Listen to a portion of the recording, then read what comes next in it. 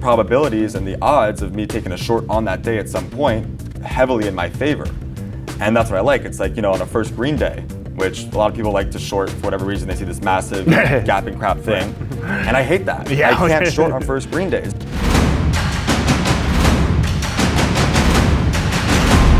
Focusing on short selling, and why do you think? And this might be a tough question for you, but why do you think that works for you? Or is it just kind of the way you think, or because I get asked all the time, people are like, well, what's my strategy? I'm saying they're asking me. I'm like, well, you kind of got to try everything and see what works for you. Why do you think shorting, big hyped up stocks works for you best? So I think one thing that I really resonated with was, first of all, the way that Gritani would teach. And it was very understandable for me, and I really resonated with that. Yep.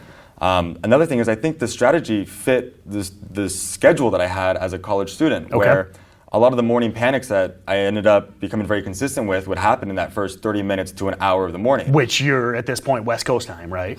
At this point, I'm a senior, I'm a double major in finance and economics, West Coast time. And so mornings are tough. Mornings are tough, but that's the only time I could trade. Right. So 6:30 to 8:30 was my small window. And I couldn't look at afternoon breakout buys. I couldn't look at holding something and seeing where it went. Okay. I had to make very predictable, familiar nail and bail moves. Okay. And so I gravitated towards the overextended gap down, the first red day type shorts, because that's what I was able to trade with my schedule. Yep. And it became, like I said, it's a nail and bail. It was, short wherever I shorted, and those plunges were generally really extreme if you're watching the right stock and the right pattern. Right. And I didn't have to try to maximize profits. All I had to do was try to make money for the day, close the laptop, go to the gym, go to class. Yep. And so that's kind of what that's how I found short selling. That's how I found where I belonged. Okay.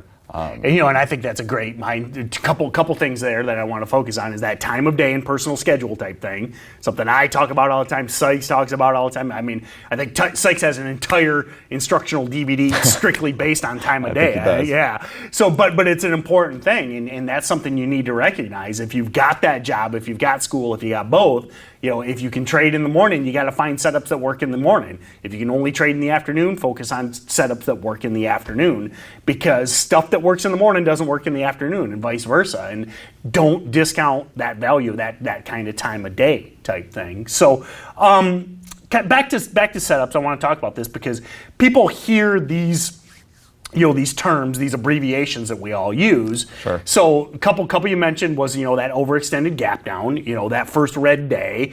Kind of explain to me, because I want people to be able to maybe apply some of this.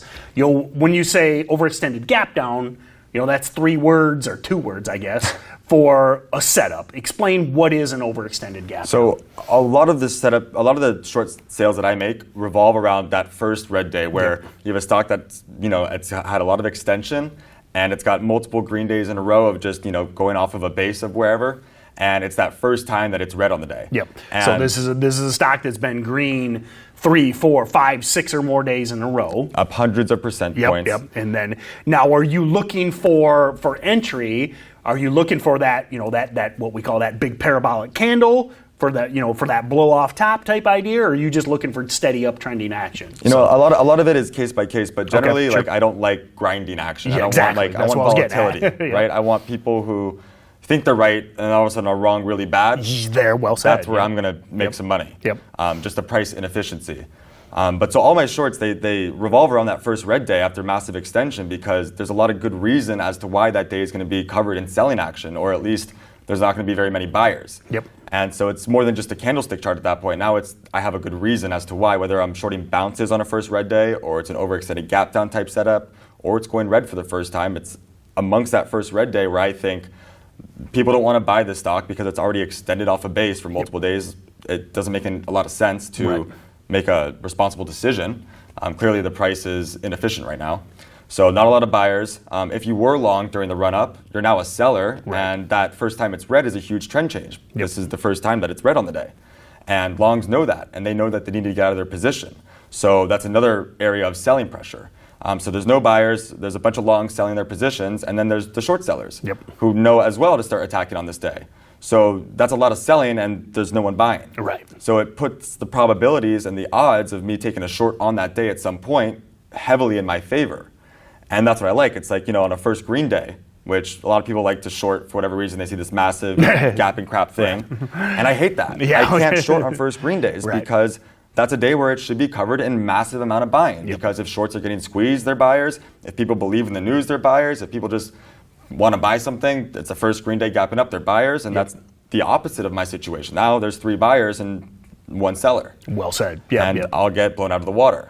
So I found where it's most safe, in my opinion, to be in terms of not getting blown out of the water, which is that day where there's much more selling logically there's much more selling than buying. Yeah, and well said. And that, so that idea, that gradually uptrending stock that's green, green, green, and then that first day that it's red. Most of these stocks, they're gapping up in the morning, maybe 1%, maybe more, but it's green on the day. So when we talk about these terms, a stock that's green on the day is above the previous day's close. So a lot of these, they gap up, they slowly grind higher, they close near the high of the day, they repeat that day after day. And now what you're looking for is that first red day, that day that this stock doesn't gap up. Maybe it gaps down, maybe it opens flat, and then it starts to fade. Below the previous day's close. Exactly. And the point that he made that is a great point is, he's just joining the trend. He's selling when everybody's selling, because what you want to do is think about that mindset.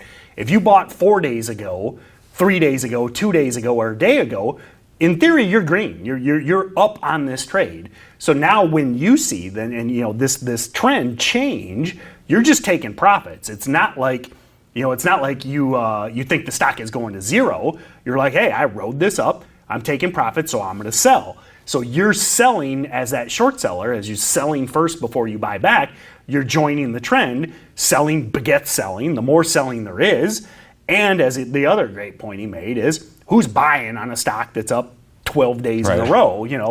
Sure, somebody is. Somebody's buying, but it's only the complete, I hate the term, but the noobs or somebody that's the only people buying on the 12th green day are completely clueless. They don't know what they're doing yet. Yeah, exactly. And that's just going to be a small percentage. So you're joining that trend. Selling begets selling. We see that, it's like you see it and they just, because everybody's joining in, and that's what makes it such a high probability setup. And it's good that a lot of the things you said, I'm not trying to maximize profits in this. I'm just using it as a vehicle to ride the volatility down that is very predictable and familiar. Yep. And so everyone's like, a lot of people ask me more importantly is like, where do I cover? Yep. Well, once I see that move happen and I've made money, I'm not trying to say that this company's going all the way back down from where it came from. I'm just saying that this is a very predictable day to be short.